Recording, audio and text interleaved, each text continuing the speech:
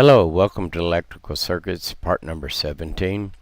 Today we're going to be discussing resistive, inductive, or RL parallel circuit analysis.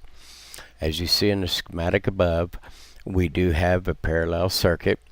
We start from the AC power source. We have one path to the first node where we can go to the resistor, or to the second node where we go to the inductor, coming back around where we connect a resistive part of the circuit back into the node, all the way back into the AC. So we have two or more paths for the current to flow.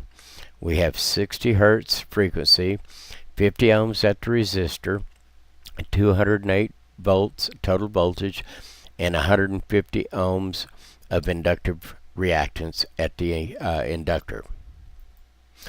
So our voltage total in a parallel circuit remains constant across all branches.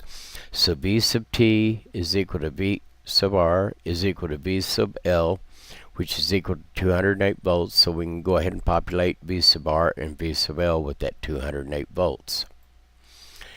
Finding our current, we can use Ohm's law. So current in Ohm's law is equal to the voltage divided by the resistance. So we're looking for the current at our resistor, so I sub R is equal to I sub R is equal to E sub R divided by our resistance.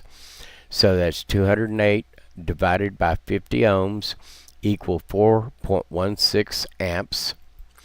Our current at our inductor, I sub L is equal to E sub L divided by X sub L. So our voltage of 208 volts divided by 150 ohms is going to give us 1.39 amps.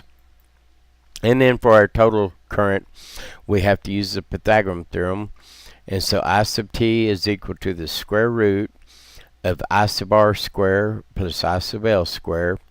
So I sub R is going to be that 4.16 amps squared plus I sub L of 1.39 square, giving us 4.39 amps for our total circuit current.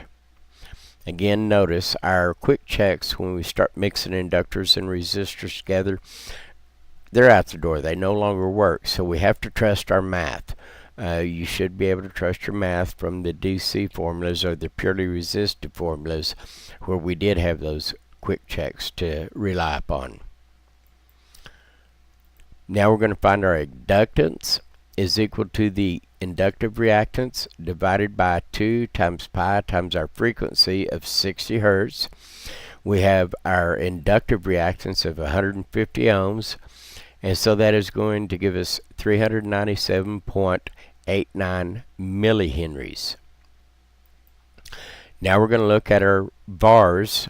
VARs sub L is equal to I sub L times V sub L. That's the power formula.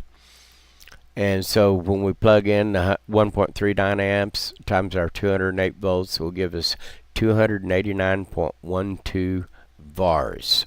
That VARs, once again, is volts ampere reactances. And then for our impedance for the circuit, the total impedance is Ohm's law. Again, we replace the R with Z, and so Z is equal to our total voltage divided by our total current, giving us 47.38 ohms impedance for this circuit. Now we're going to be looking for our power, our true power, which is measured on only the truly resistive part of the circuit. So P is equal to I sub R times V sub R. Again, that's pi of our Ohm's law. So 4.16 times the 208 volts gives us 865.25 watts. Our apparent power, volts ampere, is equal to our I sub T times our V sub T, which will give us 913.12 volts ampere. And now all we have left is our power factor and our angle theta. Angle theta, once again, is the phase shift. It's the amount of phase shift we have between our voltage and our current. So our power factor is going to be the ratio of our true power to our apparent power. So power factor is equal to the total power, true power, divided by our apparent power. So the 8.6528 divided by 913.12 gives us 94.76%. Now, if you ever find a circuit like this, you'll probably be the first one.